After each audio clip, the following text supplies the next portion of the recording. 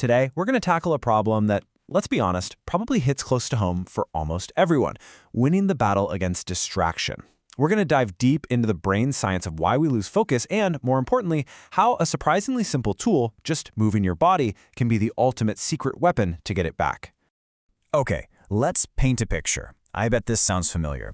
You've got something really important you need to do, but your brain, it just refuses to cooperate, right?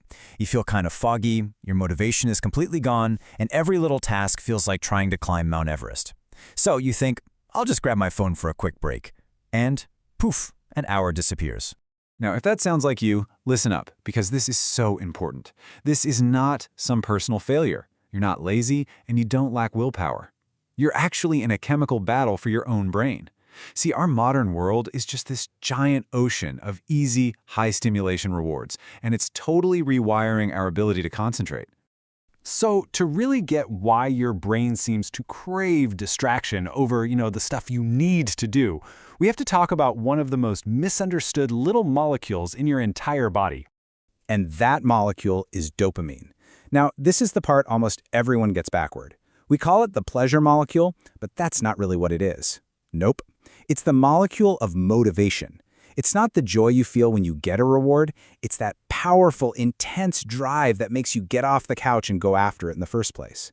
It's all about the seeking, the craving, and the wanting. So think of your dopamine system like this. It has two main modes. First, you've got your baseline. That's just your average, everyday level of motivation and mood. It's your default setting. Then you have the peaks. These are the sharp, super fast spikes you get from doing something stimulating, like checking your phone or eating a piece of cake. But here's the catch, and it is a big one. There's a hidden cost to those peaks. When you get a huge spike in dopamine from something like nicotine, which can jack it up 2.5 times, your level doesn't just float back down to normal. Oh no.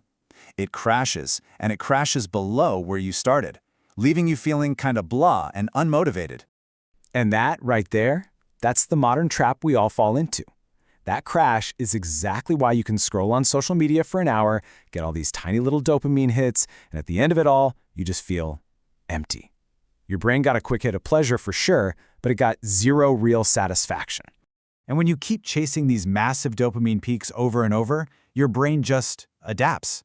It's like having a dimmer switch in a room that's always cranked up to its absolute brightest setting.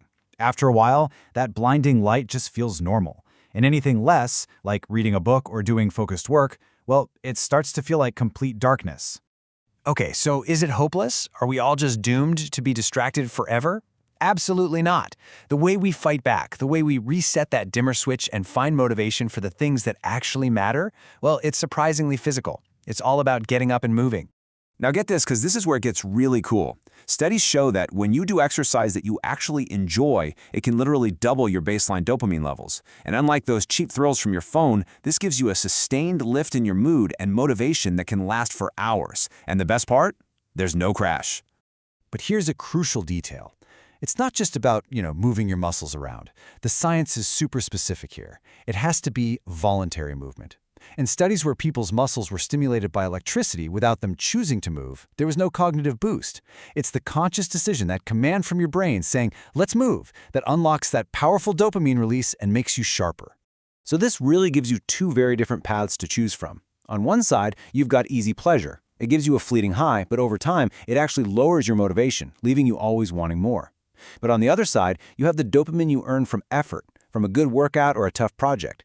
That builds deep, lasting satisfaction and literally trains your brain to be more motivated in the future. All right, enough theory. That's the what and the why. Let's get to the how. I'm going to give you an incredibly simple, practical, 60-second routine you can use literally anytime you feel that brain fog creeping in to snap yourself right back into focus. Ready? Here we go. First, for 10 seconds, you're going to do the cold shock. Just run your hands under the coldest water you can handle. This triggers a primal reflex that just jolts your brain into alertness. Next, for 10 seconds, the hard blink. Squeeze your eyes shut really tight, then pop them open wide. This helps reset that lazy dopamine loop you get from just staring at a screen.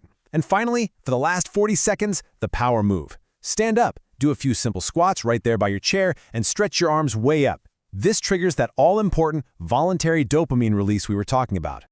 So let's wrap this all up. What are the big ideas to hold on to? Number one, Your ability to focus isn't broken, your dopamine system has just been hijacked. Number 2, chasing those easy, cheap thrills actually makes the important work feel even harder. And number 3, and this is the most important one, you have an incredibly powerful tool to fix this: voluntary movement. It's about learning to attach that feeling of reward to the effort itself. And that leaves us with one final, very important question. For you, the power to change your brain's chemistry isn't in some app or a pill, it's right there in your own body. So what's one small, intentional move you can make right now to start building a brain that's more focused, more motivated, and deeply satisfied?